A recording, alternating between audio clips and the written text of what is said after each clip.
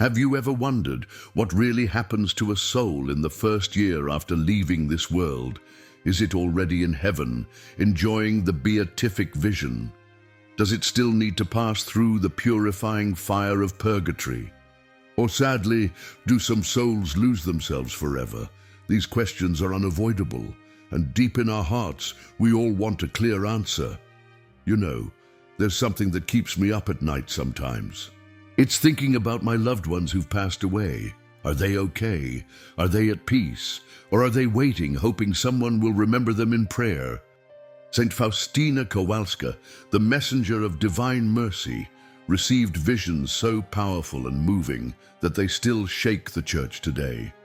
What she saw about the first year of a soul after death can change how you pray, how you offer sacrifices, and how you live each day as preparation for eternity.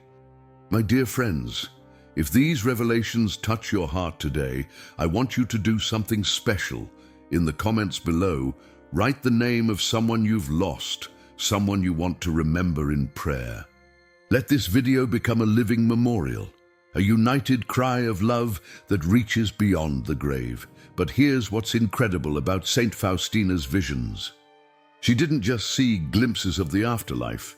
She witnessed the exact process that every soul goes through in those crucial first 12 months after death. And what she discovered will change everything you thought you knew about praying for the deceased. You see, most of us think that when someone dies, that's it. The story ends. But Saint Faustina learned something extraordinary. The first year after death isn't an ending. It's the most critical chapter in a soul's eternal journey. And here's the part that might surprise you. We, the living, hold the key to how that chapter unfolds. Think about it for a moment.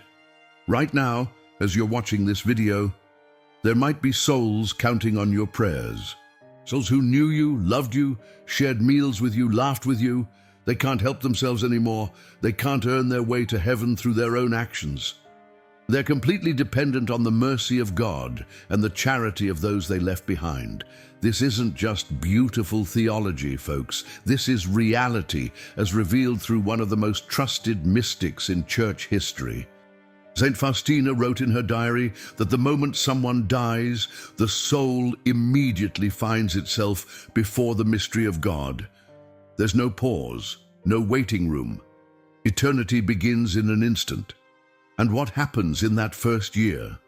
Well, that's what we're about to discover together, because understanding this mystery isn't just about satisfying our curiosity. It's about learning how to love beyond the grave, how to be instruments of God's mercy, and how to prepare for our own inevitable journey home. So stay with me, because what you're about to learn will equip you with the spiritual tools to help souls reach their eternal destination. And who knows?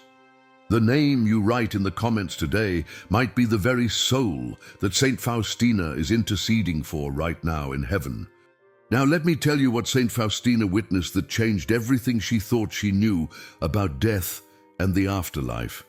Picture this scene, if you will. A soul has just separated from its earthly body. In that very instant, not minutes later, not hours later, but immediately, that soul stands before the infinite holiness of Almighty God.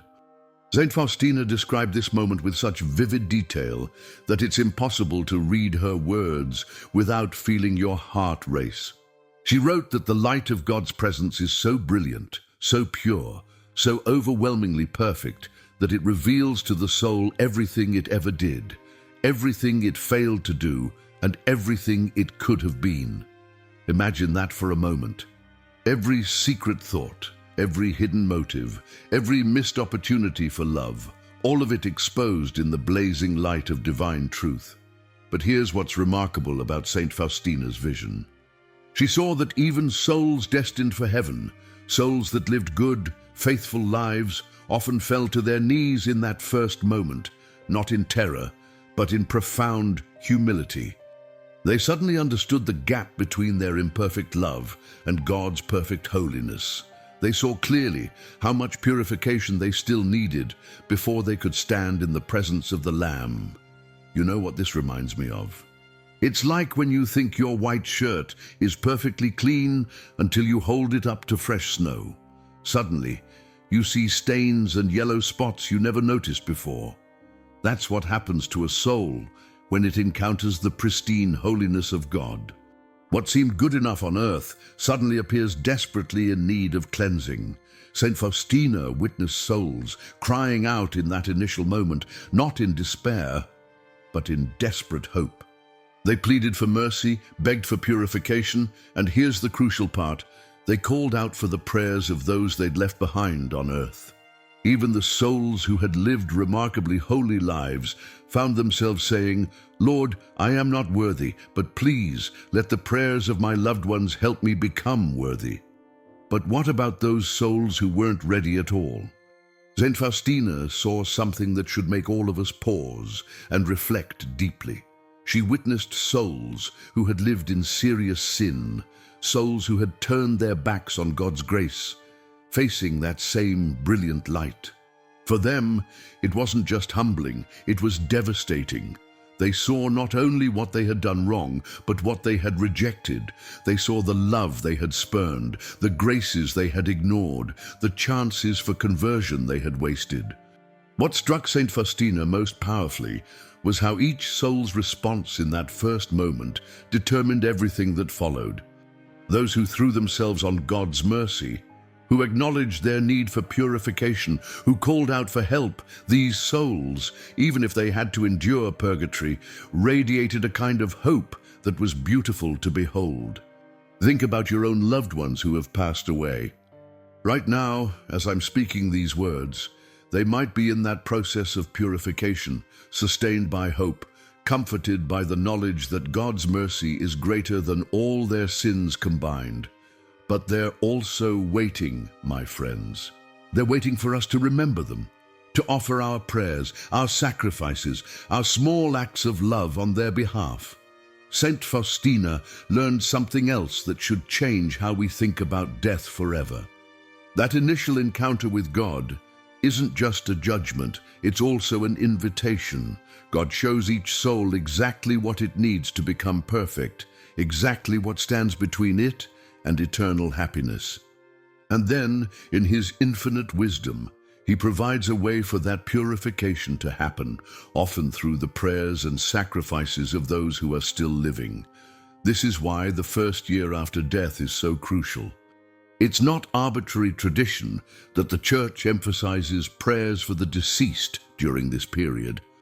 It's based on mystical revelations, like those given to Saint Faustina, showing us that this is when our prayers have special power, when our love can reach across the veil and bring real relief to souls who can no longer help themselves. Can you imagine the responsibility this places on our shoulders? Every time we choose to pray for the deceased, we're potentially shortening their time of purification. Every time we offer a mass, a rosary, a small sacrifice in their name, we're sending them aid that they cannot obtain for themselves. We become instruments of God's mercy, channels of His love reaching into purgatory itself. Now here's where Saint Faustina's revelations become absolutely extraordinary.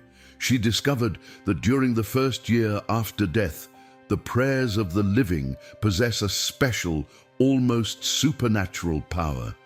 It's as if this 12-month period is decisive, a time when souls receive comfort, relief, and even complete liberation through the charity of those who remember them on earth. Let me share with you one of the most moving experiences from Saint Faustina's diary. She writes about being taken by an angel to purgatory, where she witnessed something that broke her heart and changed her life forever. She saw countless souls suffering, waiting anxiously for someone, anyone, to offer a mass, pray a rosary, or make a sacrifice for them. These weren't strangers, mind you. These were people who had lived ordinary lives, who had families, who had friends, who had done their best to be good Christians. But what Saint Faustina saw in their eyes was a mixture of hope and desperation. Hope because they knew their suffering had an end. desperation, because they were completely powerless to help themselves. They could only wait in a patience born of love for someone on earth to remember them. Here's what happened next, and this is where it gets really powerful. Saint Faustina was so moved by what she witnessed that she immediately began offering everything she had. Not just her formal prayers, but her daily sufferings, the headaches, the fatigue, the small humiliations of religious life, even the frustration of dealing with difficult people. She offered it all for these suffering souls. And then Jesus showed her something incredible. As she made these offerings, she watched souls begin to rise, slowly but surely, toward the light. It was like watching prisoners being set free, one by one, through the power of her small sacrifices. Can you imagine the joy she felt? Can you picture the relief on those souls' faces as they realized their time of purification was ending? But here's what really astounded Saint Faustina. Jesus explained to her that during the first year after death, prayers and sacrifices from the living have what we might call compound interest in the spiritual realm. A single mass offered for a newly deceased soul carries more weight than multiple masses offered years later. A rosary prayed in those first 12 months brings more relief than dozens prayed after the first anniversary. Why is this? Well, think about it this way. When someone has just died, their need is most acute. They're like spiritual refugees who have just arrived in a foreign land with nothing but the clothes on their backs. Every act of charity, every prayer, every sacrifice becomes like spiritual food and clothing for souls who are utterly dependent on the generosity of others. Saint Faustina learned that many souls she encountered in purgatory had been there for decades, even centuries, simply because they had been forgotten. Their families had moved on, their friends had died, and nobody remained on earth to pray for them. But those souls who died with people actively praying for them during that crucial first year, many of them completed their purification and entered heaven far more quickly. I'll never forget reading about one particular vision Saint Faustina had. She saw a soul that had been released from purgatory after only 6 months because his widow had faithfully attended daily mass for him every single day since his death. Every morning, she would kneel in that pew and whisper, "Lord, please accept this mass for my beloved husband." And every day, that soul received relief and purification through her faithful love. But it wasn't just the widow's prayers that mattered. Saint Faustina witnessed how the entire community's acts of charity contributed to that soul's liberation. The neighbor who lit a candle for him, the colleague who had a mass said in his memory, the grandchildren who included him in their bedtime prayers, all of these seemingly small acts combined to create a powerful stream of grace flowing from earth to purgatory. Here's something that might surprise you about Saint Faustina's experiences. She discovered that it's not just the big gestures that matter. Yes, having masses offered is incredibly powerful. But so is offering your morning coffee in memory of a deceased loved one.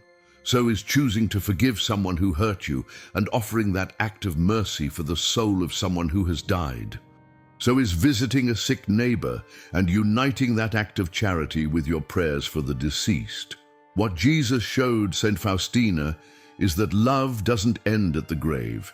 In fact, it becomes even more powerful because it becomes purely selfless. When you pray for someone who has died, you're not expecting anything in return. You're not hoping they'll thank you or remember your kindness. You're loving with the same unconditional love that God has for each of us. But now, I need to share with you the other side of Saint Faustina's revelations. And honestly, this part keeps me awake at night sometimes. She witnessed what happens when souls are forgotten, when that crucial first year passes in silence, when families move on without offering prayers or sacrifices for their departed loved ones. Picture this heartbreaking scene that Saint Faustina described in her diary. She encountered souls in purgatory who had been there for incredibly long periods. Not because their sins were so terrible, but simply because no one remembered to pray for them. These weren't evil people who had lived lives of scandal. They were ordinary folks like you and me who had committed ordinary sins and needed ordinary purification, but they had become spiritual orphans, forgotten by those they had loved most. Can you imagine the sadness of a soul that watches as their own funeral ends? The flowers wilt, and gradually, the people they cherished most begin to speak of them less and less until their name rarely comes up in conversation. While their families are healing and moving forward, which is natural and healthy, these souls remain stuck, waiting for someone to remember that they still need help. Saint Faustina saw souls who had been faithful parents, who had worked hard to provide for their families, who had made countless sacrifices for their children's happiness. And yet, once they died, those very children became so busy with their own lives that they forgot their parents might still need their prayers. The irony is devastating. The very people these souls had loved most unconditionally were now the only ones who could help them, but they had moved on. Here's what really struck me about Saint Faustina's visions. She saw that many families develop a kind of spiritual amnesia after the first few months. They attend the funeral. They grieve appropriately. They might even have a few masses said right after the death. But then life takes over. Work demands attention. Children need care. Bills need paying. And gradually, the practice of praying for the deceased fades away. But here's the tragedy. This is precisely when those souls need our prayers most desperately. While we're getting back to our normal routines, they're experiencing what Saint Faustina described as a painful patience, knowing they can't help themselves and hoping against hope that someone will remember them. Think about your own family for a moment. Are there relatives who died years ago that you rarely pray for anymore?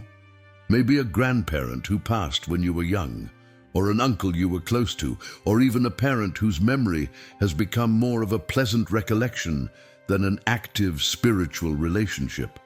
Saint Faustina's revelations suggest that these souls might still be waiting for our help. The Church has always understood this, which is why she insists on anniversary masses, on prayers during the first months after death, on family traditions that keep the memory of the deceased alive in a spiritual sense. But too often, we treat these practices as mere customs rather than understanding them as lifelines thrown to souls who are drowning in their need for purification. What makes this even more sobering is Saint Faustina's insight that the first year after death represents a kind of spiritual battlefield. The prayers we offer during this period can literally determine how long a soul spends in purgatory. Our forgetfulness doesn't just cause emotional pain. It has eternal consequences for people we claim to love. I think about elderly people in nursing homes whose families rarely visit, and I wonder, what happens when they die? Who will remember to pray for them consistently? Who will ensure they're not forgotten in that crucial first year when prayers have such special power? It's a sobering thought that should challenge every one of us to examine our own practices of praying for the deceased. But now let me share with you the most beautiful part of Saint Faustina's revelations, the moments when souls that had been liberated through prayer came back to thank her. These weren't terrifying ghost stories or spooky encounters. These were visits filled with such peace, such radiant joy, that Saint Faustina would wake up with tears of happiness streaming down her face. She described these encounters in her diary with such vivid detail that you can almost feel the presence of these grateful souls. They would appear to her in dreams or visions, but their faces were transformed, no longer marked by suffering or worry, but shining with a serene peace that could only come from someone who had finally reached their eternal home. One particular encounter that Saint Faustina wrote about absolutely amazes me. A soul appeared to her and said simply, "I am free, thanks to your prayer." Can you imagine hearing those words?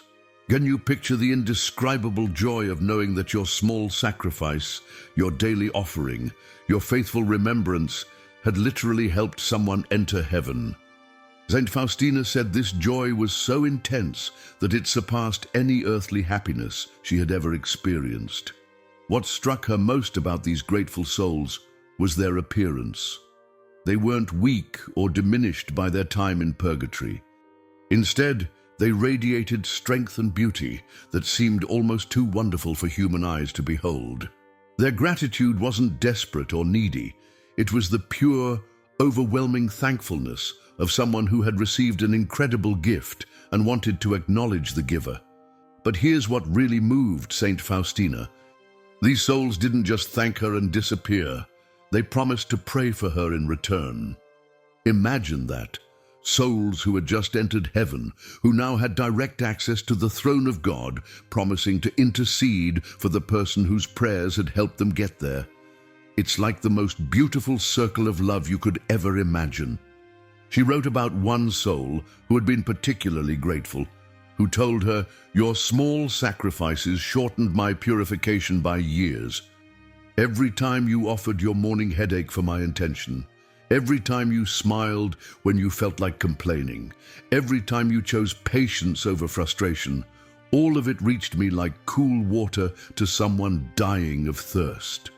This taught Saint Faustina something profound about the communion of saints. She realized that when we help souls reach heaven through our prayers, we're not just performing acts of charity, we're building friendships that will last forever. These souls become our advocates in heaven, our intercessors before God's throne, our companions for eternity. What's remarkable is how these grateful souls would sometimes appear to her during her most difficult moments on earth. When she was sick, when she was misunderstood by her fellow sisters, when she felt overwhelmed by the sufferings of her mystical life. That's when these liberated souls would visit, bringing comfort and reminding her that her sacrifices were never in vain. Saint Faustina learned that the joy of helping a soul reach heaven is unlike anything else in human experience.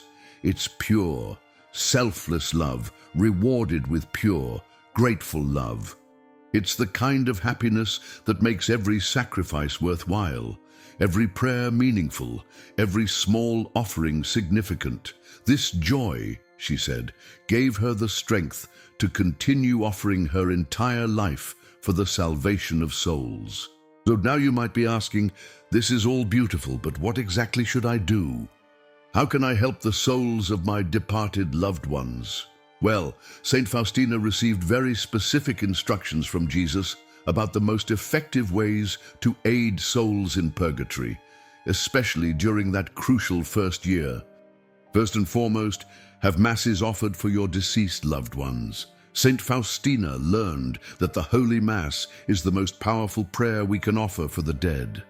When the priest elevates the host and says, "This is my body given up for you," that "you" includes every soul for whom that Mass is being offered. It's literally Jesus giving himself again for your departed loved one. Nothing on earth or in heaven is more powerful than this sacrifice. But here's what many people don't realize. You don't need to wait for special occasions. You can have a Mass said for someone on any ordinary Tuesday. You can walk into your parish office this week and arrange for a Mass to be offered for someone who died years ago. Every single Mass brings immeasurable relief to souls in purgatory. Next, pray the chaplet of divine mercy that Jesus specifically taught to Saint Faustina. He told her this prayer has special power for dying souls and those who have recently died. When you pray, "For the sake of his sorrowful passion, have mercy on us and on the whole world," you're including souls in purgatory in that plea for mercy. Saint Faustina saw souls receiving immediate relief when this prayer was offered for them. The Rosary is another incredibly powerful tool. But here's a tip that Saint Faustina learned. When you pray the Rosary for the deceased, offer each decade for a specific intention. Maybe the first decade for your grandmother, the second for a friend who died young, the third for all the forgotten souls who have no one to pray for them. This focused intention makes your prayer even more effective. Don't underestimate the power of small sacrifices offered throughout your day. When you're stuck in traffic, instead of getting frustrated, offer that inconvenience for a departed soul. When you have a headache, unite it with the sufferings of Christ for someone in purgatory. When someone is rude to you and you choose to respond with kindness, offer that act of patience for the deceased. Saint Faustina called these small offerings keys that unlock the doors of purgatory. Use holy water in memory of your departed loved ones. Sprinkle it while saying a prayer for them. The Church teaches that holy water has special power to bring relief to suffering souls. It's a sacramental that connects earth to heaven in a beautiful way. Consider giving alms to the poor in memory of the deceased. Jesus told Saint Faustina that acts of charity performed in memory of souls in purgatory bring double grace, relief to the suffering souls and blessings to the poor who receive the charity. It's like spiritual multiplication. Fast or give up something you enjoy and offer that sacrifice for departed souls. Maybe skip dessert once a week, or give up your morning coffee one day, or choose to walk instead of driving when possible. These might seem like small things, but Saint Faustina learned that God values the love behind the sacrifice more than the size of the sacrifice itself. Here's something beautiful you can start doing right now. At the end of each day, before you go to sleep, think of one departed loved one and offer all the prayers, works, and sufferings of that day for their soul. It takes just a moment, but it ensures that no day passes without you helping someone who can no longer help themselves. My dear friends, as we come to the end of our time together today, I want you to understand something that Saint Faustina learned through all her mystical experiences. The first year after death isn't something to fear. It's an opportunity to love beyond the grave, to practice mercy that reaches into eternity itself. Right now, as you're watching this video, there might be souls who knew you, who loved you, who are counting on your remembrance. They can't call out to you. They can't send you a text message. They can't knock on your door. But they're hoping, with a patience born of love, that you'll remember them in your prayers. The mystery of death and what follows doesn't have to fill us with anxiety. Yes, we all will face that moment when we stand before God's infinite holiness. Yes, we'll probably need purification before we can enter heaven. But we've also been given this incredible gift, the ability to help each other, to shorten each other's time of purification, to be instruments of God's mercy reaching across the veil between life and death.